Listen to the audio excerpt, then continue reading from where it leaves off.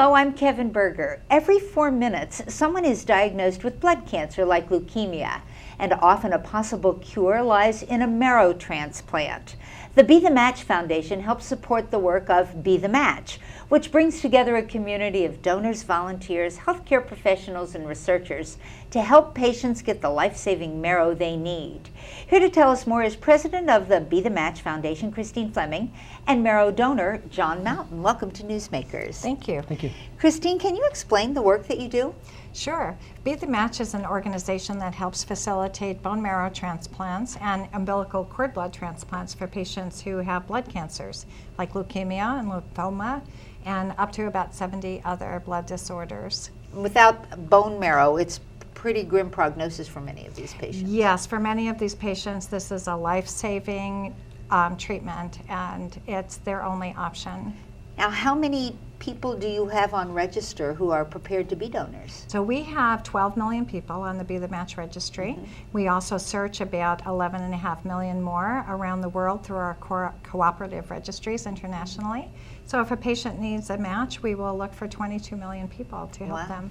So John Mountain, I guess you kind of hit the jackpot. Out of 22 million, your name came up. You were a donor. I was. Explain your experience. Yeah, so I was donating blood and actually got a pamphlet indicating would I be willing to join the registry. Did, and then was actually not called for about 7 years. Got notification that I might be a potential match, went through additional testing, was determined I'd be the best match for an infant girl who has Hurler syndrome. So she was about 10 or 11 month old, but really needed this transplant to survive. And so it was able to do the transplant and kind of go from there. Now, I've been told that to be a donor is uncomfortable, is painful. What was your experience? Yeah, mine was not. It was very, there was little discomfort.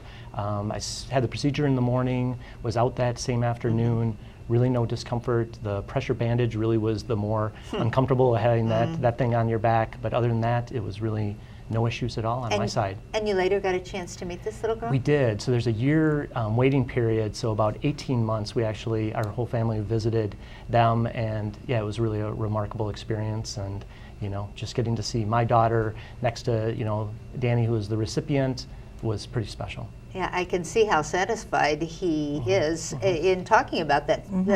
Christine, is his experience typical?